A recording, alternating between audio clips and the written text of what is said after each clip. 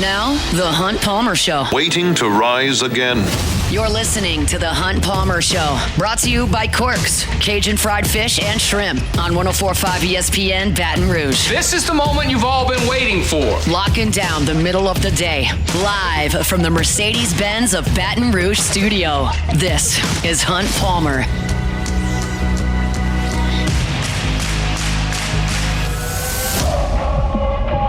Number 2, Friday edition of the Hunt Palmer Show, presented by Corks, Cajun fried fish and shrimp. A lot of football talk in hour number 1. There's a lot of football talk to come in hour number 2. We'll talk Saints head coaching names and certainly Texas, Ohio State as well.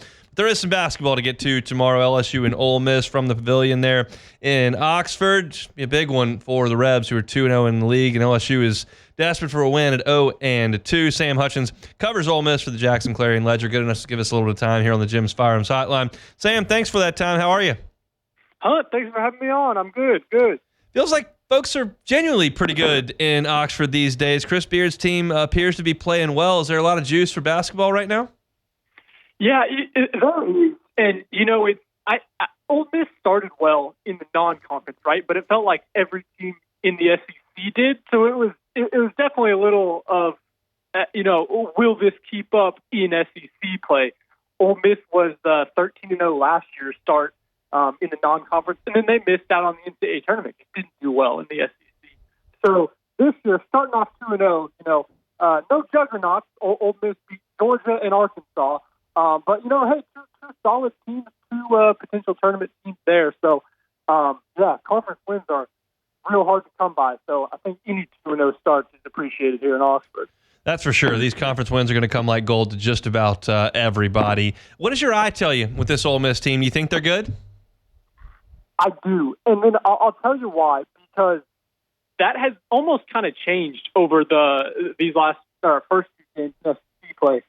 Ole Miss, they took a bad loss right before SEC play started. And not bad in terms of, they lost like a quad 4 game. But they got killed at Memphis in the FedEx Forum. And it kind of exposed an issue that, Chris Beard was the guy to bring it up. He even called it a cat's and obvious situation, that the Rebels, their interior presence, may be the missing piece on this team a little bit. Musa Cisse, a guy for Memphis, 7-footer, kind of cooked Ole Miss, and the Rebels struggled to rebound. But in these two SEC games, Ole Miss has kind of turned that around. And, the stats coming out of the team is Ole Miss has out-rebounded both Georgia and Arkansas. I don't read too much into that because Ole Miss has done it by 1 in both games. So, the Rebels aren't going to out-rebound teams by 15 boards or anything. But I think this team is a good team as long as they can keep that margin pretty close, because the guard play is great, the defense is great, but it's just keeping teams off the glass that will kind of be the difference for the Rebels, I think. LSU's been actually decent on the offensive glass. They've been atrocious on the defensive glass, and it's cost them dearly. And that's the biggest weakness, I think, on this team right now. So we'll see how things shake out. You mentioned that backcourt with Sean Padula, Jalen Murray. What is the strength of this Ole Miss backcourt? Yeah, I guess it's a little bit of everything. And I say that because the turnover assist ratio, which is kind of the key to everything on offense a little bit, it's been great for the Rebels. Sean Padula has just been so good. Coming in from Virginia Tech, he's been a plug-and-play guy. Started every game at point guard for Ole Miss. And, we knew coming in he'd help a lot with just facilitating the offense and getting the team into good looks, but Sean Padula has also been the guy knocking down three-pointers. He's been a microwave that time and kind of the most reliable three-point option. I think if, the Rebels find themselves in a position down 2 tomorrow with 2 seconds to go in an inbound pass, I imagine Chris Beard would draw that shot up for Sean Padula. So he's been a big piece of this offense. And you mentioned Jalen Murray, too. Those two guys have Murray's been coming off the bench a little bit these last couple of games in SEC play, but those two guys play a lot. When LSU fans watch the game on TV, those are two names that the fans need to watch out for. When I think Chris Beard, I think defense. I think of what he built at Texas Tech early on there at Texas as well. I look at the defensive efficiency at 20th in the country right now. When you watch him play defense, what do you see? Yeah, it's good. It's good. The in 20th in the country, that converts allowing a little less than 65 points a game. So Ole Miss has really excelled on defense. Specifically, though, it's been on 3-pointers. Both Georgia and Arkansas, shots weren't falling for them, but in both games, a lot of that has been the Rebels contesting shots, switching, and making it so there's not a lot of open threes. I think Georgia started off 1 for 12 from 3-pointers, and both Georgia and Arkansas have been good to great offensive teams coming in. So that's what makes Ole Miss so dangerous. Is they probably like to. I mean, they've shown they can win a game in the 80s, but whereas they want to keep teams as a game in the 60s. Or, I mean, Ole Miss held Georgia to 51. So if the Rebels can keep teams in the 50s or 60s in scoring, it will spell good things for Chris Beard's team. I know the weather has not been great really anywhere in the Continental 48 at this point, but Ole Miss is 2-0. They're a ranked team. They're 13-2 overall, coming off a big win at Arkansas. Do you imagine that it'll be a great crowd tomorrow and a really good environment at the Pavilion? I think it'll be pretty good. The non-conference crowds weren't great, but the one SEC crowd at Georgia was pretty good. I'll tell you, Hunter, I'm looking out my window right now. I don't know what it looks like in the Mercedes studio that you're in Baton Rouge, but we definitely got snow on the ground here in Oxford, so it'll be a little dicey, I guess, sitting out on the road. So we'll see tomorrow, but Beard's been pushing for a good crowd. I expect it to be pretty solid here on a Saturday tomorrow with not a ton else to do. Well, stay warm and enjoy the basketball tomorrow, Sam. We appreciate a little bit of time here on this Friday. All right, anytime. Appreciate it. Sam Hutchens, Ole Miss beat writer for the Jackson Clarion Ledger. Snow up there in Oxford. I kind of figured that. Hester's in Dallas. They've got some snow. Oxford's a good bit north of here, pushing up there close to Memphis. So we'll see what kind of crowd tomorrow. I would imagine it'll be pretty good if some of that snow moves on. I want to give kind of my thoughts about Ole Miss and LSU in this segment as well to kind of piggyback on what Sam had to say. It's a little bit encouraging that Ole Miss is not great in the front court and they don't rebound fantastically well. He mentioned Moussa Cisse, who you all are very well aware of, part of the Will Wade, Dick Vitale whole thing. Back when Cisse was committing out of high school, he's kind of been all over the place as a college player, but he's at Memphis right now, and he gave Ole Miss a lot of trouble. And Memphis wore Ole Miss out by 17 points. But they've been really good outside of that one game. They're 13-2. They beat BYU out in San Diego. Their other loss is a 2-point loss to Purdue out in San Diego the next day. They beat Louisville in Louisville by 24 points. They held Georgia to 51. They held Arkansas to 66 in Bud Walton, winning both of those games. Beat Georgia by 12 and Arkansas by 7 points. Their offensive efficiency is 41st. Their defensive efficiency is 20th, so there's a balance there. Here's the big number with Ole Miss. They turn the ball over less often than any team in college basketball. They are number one in the nation in turnovers per game. They turn it over 9 times per game. As far as turning teams over, they do that as well. They're 16th in the country in turning teams over. Keep in mind, y'all know that LSU has had a disaster of a time trying to take care of the ball in the first half of these games in SEC play. You're opening SEC play with the 3 teams that force the most turnovers in the league. Missouri is 14th in the country. Ole Miss is 16th in the country. Vanderbilt is 17th in the country. LSU has no chance to go on the road if you turn it over 17 times and Ole Miss turns it over 7. If you give them 10 extra possessions, you have no chance. And the likelihood that LSU is going to turn Ole Miss over, who averages 9 per game, is going to turn them over 15 times is not very good. So you've got to keep your turnovers around 10, 11, 12. If you're right there within 2, you can survive. If it's 10, you can't. And I'm just not sure how more adamant Matt McMahon can be about this. You're not dealing with freshmen whose heads are spinning. Jordan Sears and Cam Carter have played college basketball forever and a day. Just slow down. Slow down. And be more decisive with the ball. They've done this in the second half of games. They did it in the second half against Vanderbilt. They did it in the second half against Missouri. Slow down. I know LSU has said, we want to play fast. We want to play fast. We don't have anybody to throw it to down in the post to score. Still, the turnovers are crippling. I would rather you play slow and get a bad shot up than play fast and get no shot up. And often they get no shot up. In the first 7 possessions of the game against Missouri, they had 4 turnovers without a shot. You can't play like that. You get down 19 points in the first half. Slow down and take care of it. A bad shot is better than no shot. I'd really like to try to get a good shot, but a bad shot is better than no shot. They have no chance if they turn the ball over too much. We mentioned the Ole Miss backcourt in this game. Sean Padula has been fantastic. He shoots 42% from 3. Jalen Murray shoots 42% from 3. Those guys are old.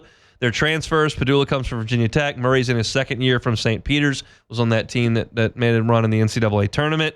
The big in the starting lineup is Malik Dia. He's 6'9", 250 pounds. He's a junior. He transferred in from Belmont. He's not that skilled. He's a 43% shooter at 6'9". He shoots 62% from the free throw line. But he's the guy you've got to watch on the glass. He can get to the backboard, and that's crippled LSU. Ole Miss is just better than LSU, candidly. They've got better players. They shoot it better. They defend much better. They rebound a little bit better. They take care of the ball eons better, and they're at home. When this line comes out, I'm assuming it's going to be somewhere around 9 or 10. I haven't seen it yet, but I'm assuming it'll be around 9 or 10. I'm not predicting LSU to win, but I'm giving you the key here. Like, if LSU wants to have any chance, they've got to slow down. They're top 25 in the country in possessions per game. That's the way that Matt McMahon wants them to play. I understand it. It's not working. Ole Miss is comfortable playing a game in the 60s. Just play the game in the 60s. Because if you try to get up and down and run, you're going to do the things that you've done for 2 games and dribble the ball off your foot and make ill-advised passes to nobody and try to drive in and end up in the air with nowhere to throw it and throw it out. Like, these are things we've seen in the first 2 games that are maddening. If it's a freshman, I get it. It's not. It's veterans. So I realize that that's Ole Miss's pace to play in the 50s and 60s. Try it. See if you can limit the possessions, limit the shot attempts, shrink the score, and therefore keep the game closer. Because if you get up and down and you let Ole Miss score 80 and you turn it over 16 times and they turn it over 8, forget it. Lights out. They've been in this position now that's it's really not advantageous, and we've talked about this. But I'm going to keep covering them and watching them and seeing if they can't turn a corner. They can win on Tuesday. Arkansas is gettable. If you can play a good 40 minutes in Oxford, knock down some shots, Cam Carter scores 26, something like that, all of a sudden we can start having a different conversation. But right now we're in a spot where they've lost their last 3 Power 5 games with the 2 conference games in SMU.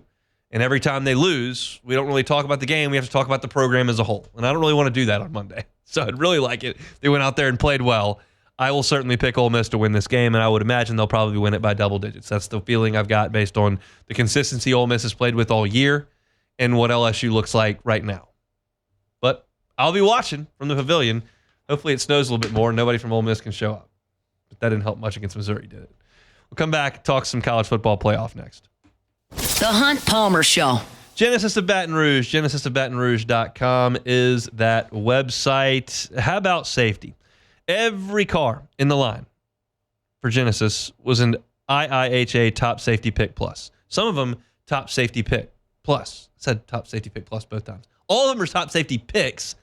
Some are top safety picks plus. Safety is really, really important to the folks at Genesis, and it's probably really, really important to you. Now, the cars are sleek and stylish. Get behind the wheel. They got all the bells and whistles you could want. It's a luxury vehicle, but that doesn't mean you can't afford it. Go check them out. Check out the pricing online. It's right there. Go see them, Airline and Pico. Get behind the wheel with one of those brand ambassadors. Let them show you what it means to be a Genesis driver. If you're thinking, I hate going to dealerships, that's okay. You don't have to. They'll come to you. They will come to you. If you're at home, you're at work, they'll bring a car to you, let you test drive it. You don't ever have to set foot at the facility. They've got e-contracts, digital delivery. You can buy a car without ever going to the dealership. It's all at Genesis of Baton Rouge. Airline and Pico. Every car on the lot is online at genesisofbatonrouge.com, genesisofbatonrouge.com. You're listening to The Hunt Palmer Show, brought to you by Corks, Cajun fried fish and shrimp.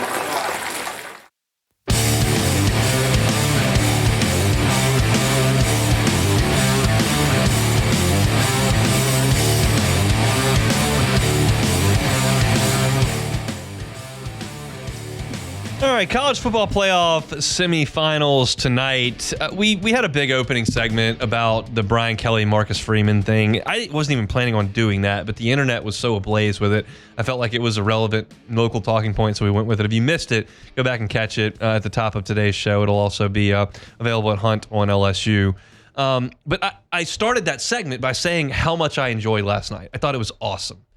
Y'all know me. I don't really care to watch Boise State play football. I don't care to watch SMU play football. I don't respect Arizona State's football program at a national championship level. That's just the way that I feel. I might be wrong. I might be right. It doesn't really matter. That's how I feel. I will watch Notre Dame and Penn State play football, and I thought it was awesome. And I'm going to watch Ohio State and Texas play football, and I think it's awesome. And I think this college football playoff with 12 teams is awesome. I think seeing Notre Dame under the lights at night and Penn State under the lights at night and Columbus, Ohio with Tennessee there, I think all of it's awesome. And I think the future is going to have Florida hosting Michigan and USC going to Clemson, and I think the whole thing rocks. And tonight, I'm super fired up to watch these massive brands with iconic uniforms and monster fan bases and tons of money and passion. I think it's going to be great. And I think that the winner of this game's got a really good chance to win the national championship. I think if Ohio State wins this game by 20 points, you can just cancel next week's game. I think if Texas wins this game, we've got a real battle on our hands. This is a sport, I believe, this year, and I don't think it's a trend moving forward. I think this year we've got a sport without a truly elite team. I think that the teams of this year would largely struggle with the Tua and Mac Jones Bama teams and the Burrow 19 team and even some of those Ohio State teams with like Dwayne Haskins throwing for a bajillion yards.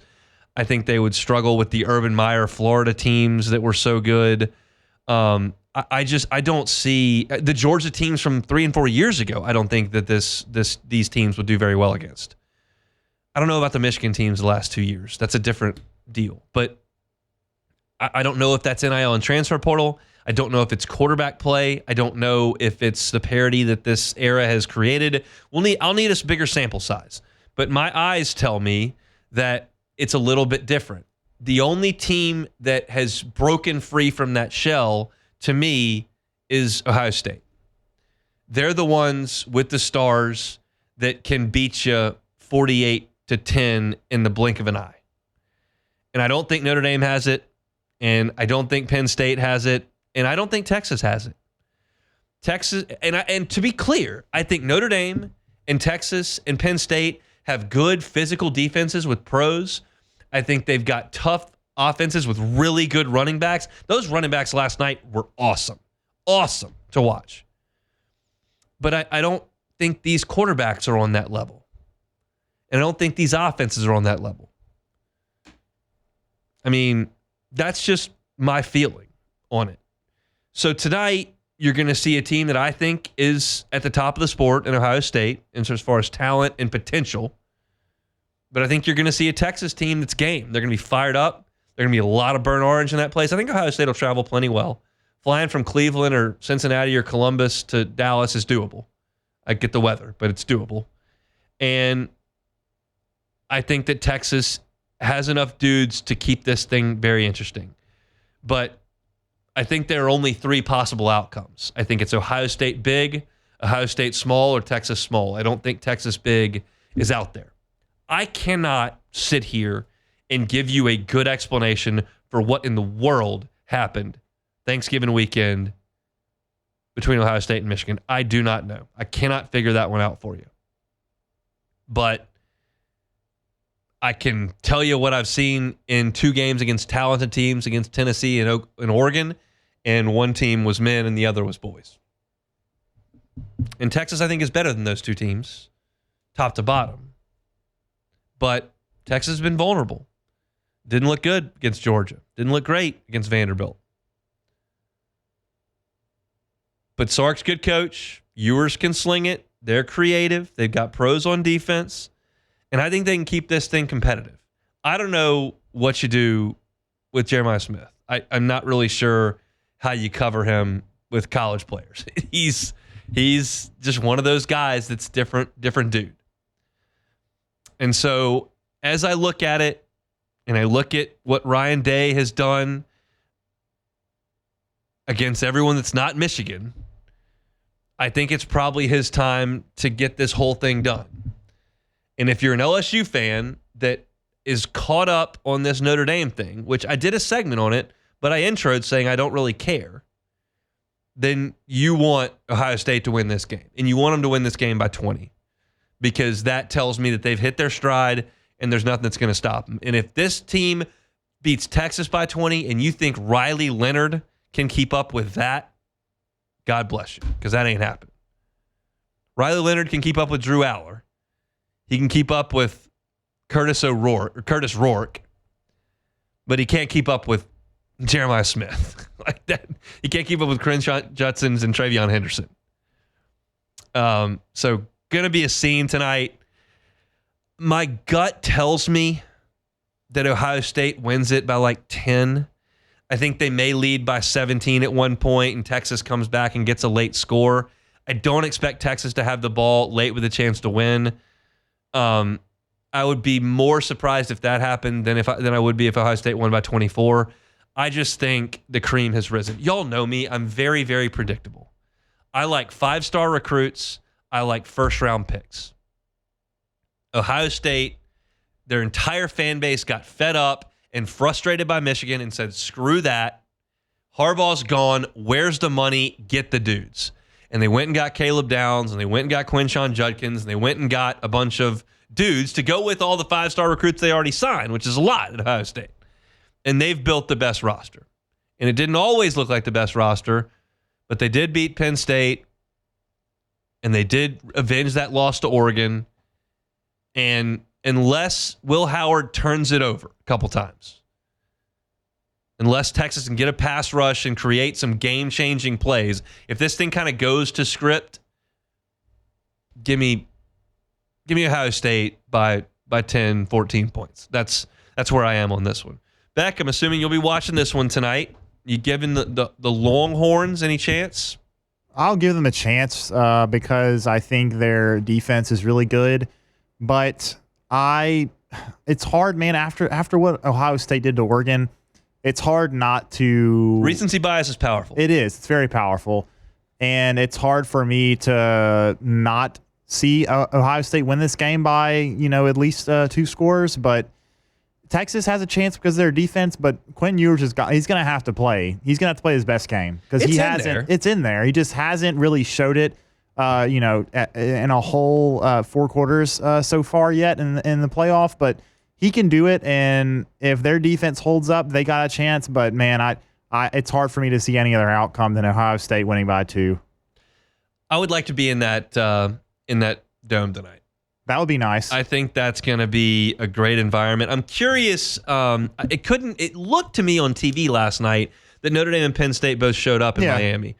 That's a lot of traveling to ask people to do. It is. And if you got Ohio State fans that are going to Pasadena and then to Dallas and then to Atlanta, like that's a lot of flying around the country. If you got, Texas fans don't have to fly to this one. You can get there pretty quick. So that's an advantage to them. And I can promise you Dallas to Atlanta is not a hard flight to find. No. Houston to Atlanta, not a hard flight to find. You can make that work if you need to. So I'm fired up to watch tonight. And I got Ohio State covering the number, but we'll see. I'll be pulling for Ohio State. I guess I have to do that. I haven't flipped the switch it's on weird. Texas It's yet. weird to think that they're in the SEC now. I mean, they did steal some recruits from LSU this year. I should have gotten into that number. I just don't have I think it may need to be on the field for me to really feel it, and certainly it got to that point with Texas A&M. I'll pull for Ohio State. I'm fine with that. We'll get that done. All right, we'll come back. Let's talk Aaron Glenn. The Saints wrapped up their interview with him. They've got more to come this weekend. We'll talk about that coming up next. The Hunt Palmer Show. Audio, video, security solutions, avssla.com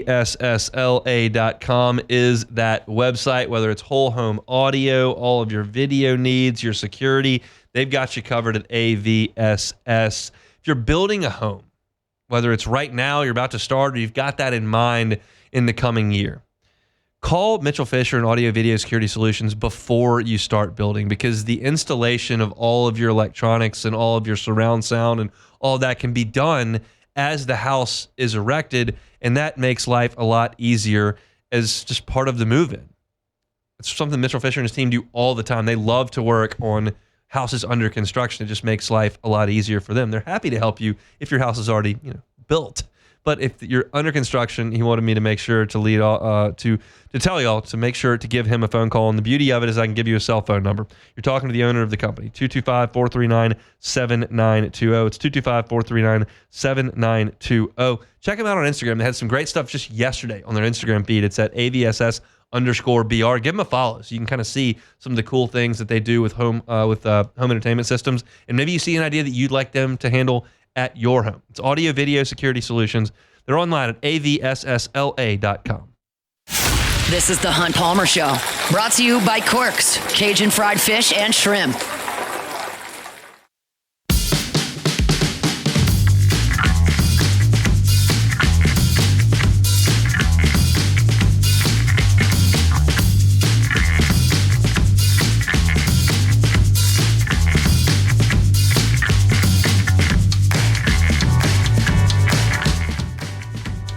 It's 30 minutes to go here on a Friday edition of the Hunt Palmer Show, presented by Corks, Cajun fried fish and shrimp.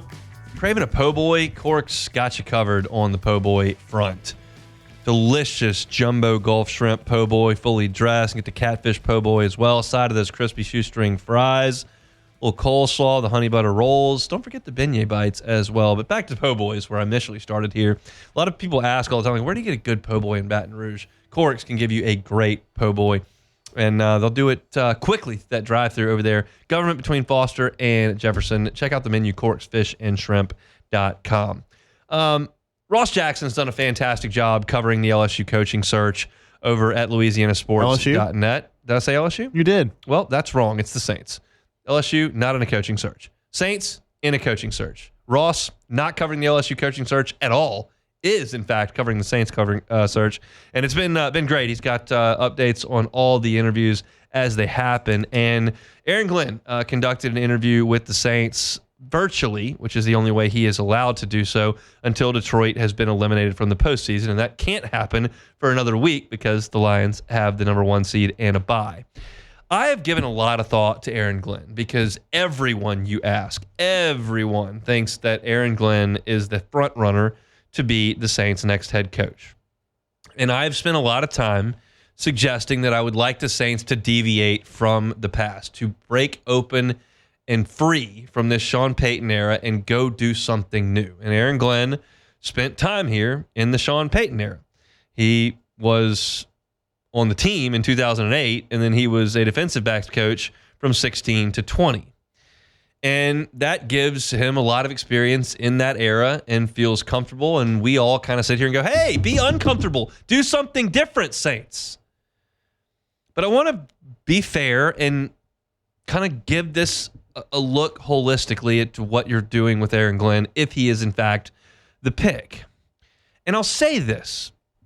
Aaron Glenn played the position of cornerback at a high level and has really been in two very, very healthy organizations over the last 10 years.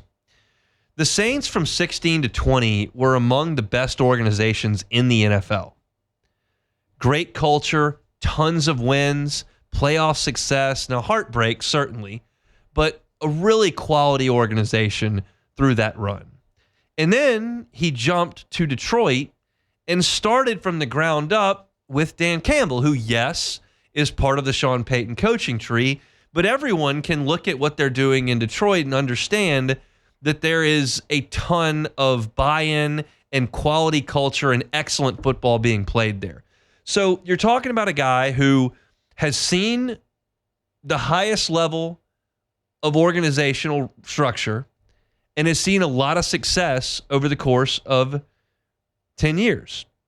Now, he saw Detroit at the bottom of the barrel at Campbell's beginning and how that was built up and what that took. And all that's very, very positive. All the while, his defense this year has been a significant positive. It's hard to evaluate because of the injuries. It would be better if Hayden Hutchinson didn't miss all this time. It would be better if they didn't look up and have a whole heap of guys on IR. But even so, they've stemmed the tide and played really good defense. They were awesome in that game against Minnesota to close the season. Awesome.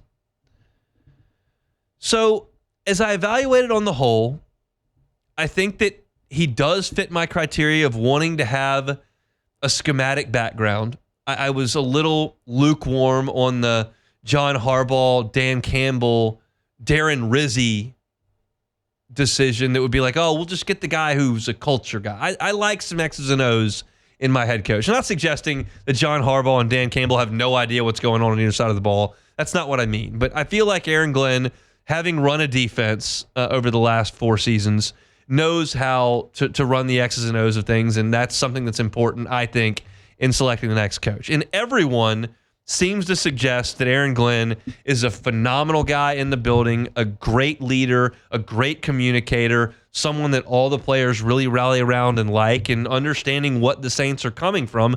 Man, what a fresh air breath that would be. So, yes, in summation, like, there is a part of me that's hesitant here. I want something brand new. I've told y'all Todd Monken has been my pick, and there's no indication that Todd Monken's even interviewing for this job, but that's the guy that I came up with at the top of this whole thing. I like the offensive perspective. I like the fact that he's been a head coach. I like the fact that he's brand new and new to the organization.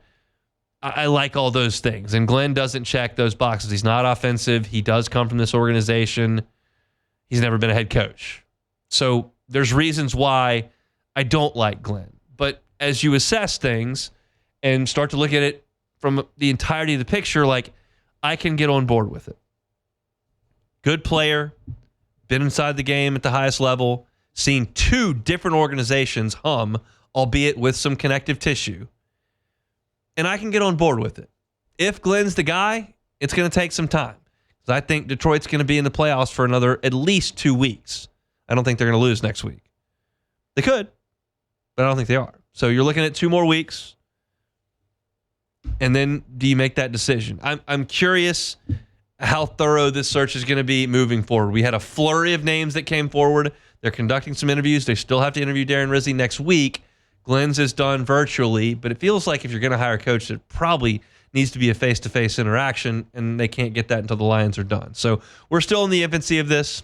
I don't love the fact that he's a Texas A&M Aggie, staying in that family, just like DA was. Probably an unfair shot there. Definitely an unfair shot there, but it is what it is. I can get on board with it. I think it's reasonable. There are other things that I might prefer. Again, not the hottest take you've ever heard, just trying to assess the situation as wholly as I can. So we'll continue to address all the candidates as they come up. That's kind of my thought on it for the day here today. Aaron Glenn makes some sense. Probably going to take some time. We'll assess it if that is where the Saints decide to go ultimately. If you're looking for Saints coverage, you can find it at LouisianaSports.net. You can also find it at Hunt on Saints on YouTube or wherever you find your podcast or your sound. Spotify, Apple Podcasts, Google. Hunt Palmer Show, Hunt on Saints. It's all right there wherever you find your sound. Let's take a timeout, come back. We'll briefly touch on LSU and Ole Miss basketball one more time. We'll play some Take It or Leave It, and we'll get out of here for the weekend on the Hunt Palmer Show. The Hunt Palmer Show. Highland Insurance Group, HighlandIG.com. There's probably a lot of folks in Southern California right now that thinking to themselves, insurance, that just costs so much. Just get it over with, out of the way. And you certainly don't mean to make light of literal tragedy. It's awful what's going on out there, but insurance is going to help a lot of people because tragedy happens, awful circumstances present themselves, and if you're not prepared for that, it can be even worse. And the Highland Insurance Group is here to be a trusted source for your insurance. They can make sure that your commercial insurance program is placed in the proper market. That means pricing and coverage. They've got dozens of markets at their disposal as an independent broker. So give them a call. Make sure that your EPL insurance is in the right place. Make sure your D&O insurance is in place. Make sure your cyber coverage is proper. Make sure your umbrella limits are where they need to be. If all that seems a little bit foreign to you and you're a business owner or someone that's in charge of your insurance program, you ought to be able to trust your insurance broker to make sure all that's right. And Jonathan Carbo and his team at the Highland Insurance Group can be trusted. I've spoken with them on many times. I have background in the industry. I know good people when I see them. Highland Insurance Group is certainly that. Trust them with your insurance in 2025. Go to the website, highlandig.com. That's for Highland Insurance Group, highlandig.com. You're listening to The Hunt Palmer Show, brought to you by Corks, Cajun fried fish and shrimp.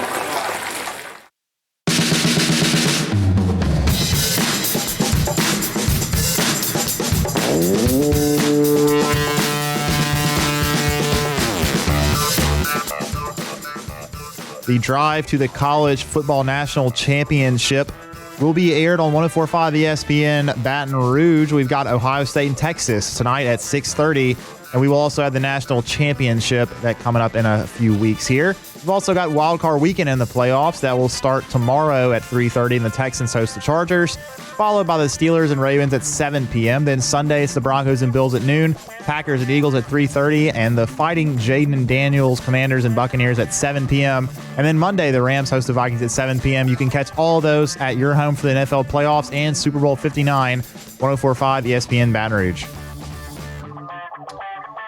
News of the day, tragic news today. If you're just jumping in the car and have not heard, per WAFB and Chris Nakamoto's reporting, Kyron Lacy, LSU wide receiver, had a warrant issued for his arrest. It's for negligent homicide and felony hit and run in a December 17th, 2024 accident that was involved a death of Herman Hall, a 78-year-old former Marine. He was in a Kia and was transported to the hospital where he died from his injuries. So nothing more to report on that from the folks at WAFB. I'm sure Matt, over the course of the next 3 hours, will have some of that, but wanted to pass that along as we just about get on down the road here on this Friday. We're brought to you by Corks, Cajun fried fish and shrimp. Back, we got one more order of business, and that is take it or leave it. Take it or leave it. Today's hottest stories in sports, news, and sometimes even Hunt's life.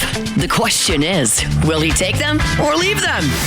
Just take it or leave it. All righty, first one here. Corey Connors, Hunt. That's What your in the fantasy world? golf pick. Why did you put this in the doc? In the Sony Open this week, you had a terrible pick last week. Sahith Theegala finished, 57th or something out What of is this, 60. it's almost a weekend. Your fantasy golf pick is currently on the cut line with 8 holes to play. Your start to the season is already bad as expected. Take it or leave it. I'll take it. Do you have another one that we can get to? I mean, this we is do, but ridiculous. we do, I'm but being you're gonna have to- ridiculed on my own show. Hunt, whenever you make bad is a picks, great it's going to pick. happen, okay?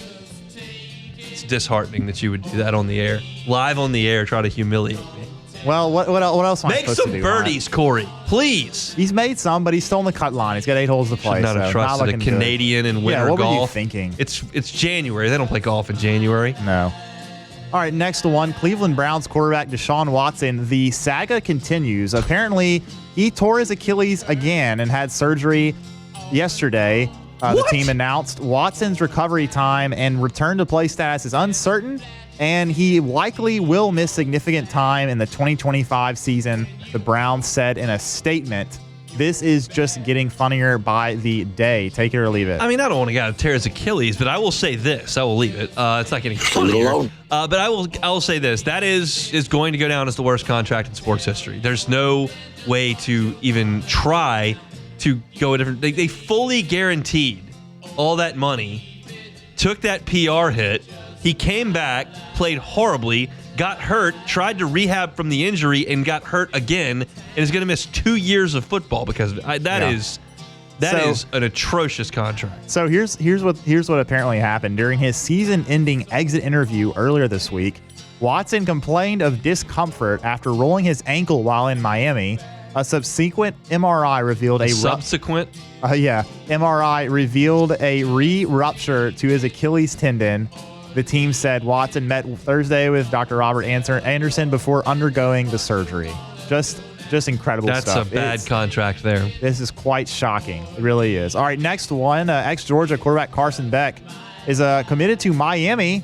Basically in direct defense of what you said yesterday, saying that he was going to be Thatcher Hurd. Contradictory, yeah. Yeah, contradictory. Yeah, I didn't know what to say there. But anyways, Beck going to Miami. Take it or leave it. I'll take it. I was on the morning show this morning with T-Bob and Ribs, and we were talking about it. I just felt like he was keeping options open. We did some more research and found out that you have to declare in or out of the draft by February the 6th, so we would see. He could not go to an SEC team because the portal window's closed. He didn't do this quickly enough to keep all of his options open, which was kind of weird. But he does have a Miami vibe. He's just kind of got that kind of personality. The Cavender girl that he dates plays basketball at Miami. He can drive the Lambo on South Beach and kind of fit right in there. He is worth more in college football than he is to the NFL. My point was that, this is an NFL that drafts Mitch Trubisky, and it drafts Jake Locker, and it drafts Blake Bortles.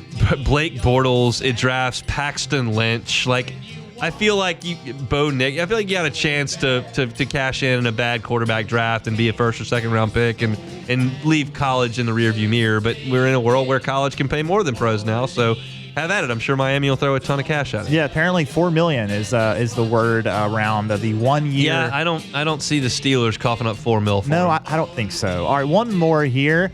Jamar Chase, Justin Jefferson. Wow, I haven't done that one in a while. And Derek Stingley Jr., all first team, all pros in the NFL. Dude, take it or leave it. I will take it. I'll take it. That is incredible.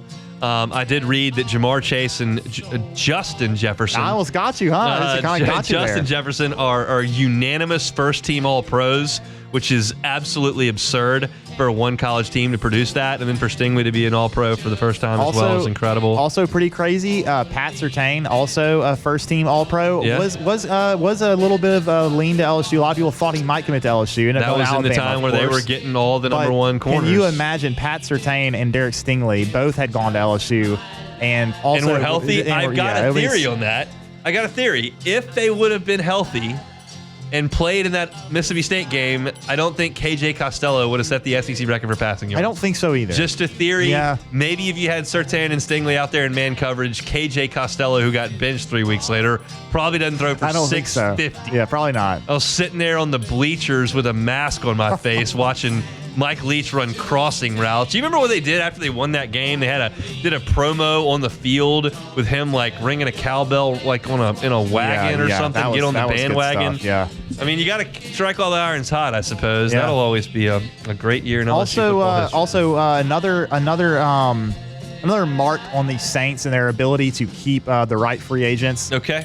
Trey Hendrickson and Zach Bond, both first team All Pros. That's good. Yeah, they both played for the Saints. I was listening to Mike Triplett on AFR yesterday, and he said that Zach Vaughn was the best linebacker in the NFL. Remember whenever everybody for the Saints thought he couldn't play linebacker? We had him on hanging with Hester, and then when we were in the 6 to 8 slot, when they made all those draft picks, he was one of the ones. He and Adam Troutman were in the same class, and we had. By the way, also Zach had a good Vaughn season with the Broncos.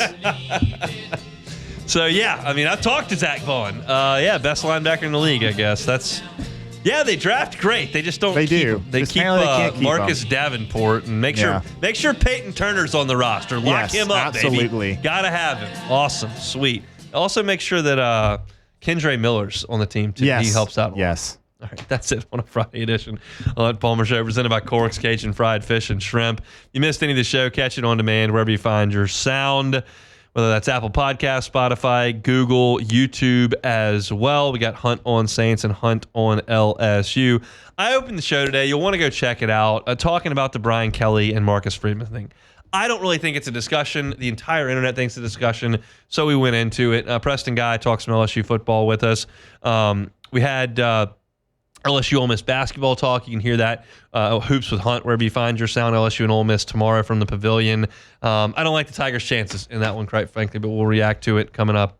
Tomorrow I previewed the weekend to come in the National Football League, which I'm stoked about, as well as the college football semifinal that'll be played tonight from Dallas, Texas. Go catch that on demand. Hope everybody has a wonderful and very safe weekend. Hopefully it warms up around here. Matt's going to drive you home next on After Further Review. I'm out of here. We'll see y'all tomorrow, same time, same place, for a Monday edition of The Hunt Palmer Show. The Hunt Palmer Show.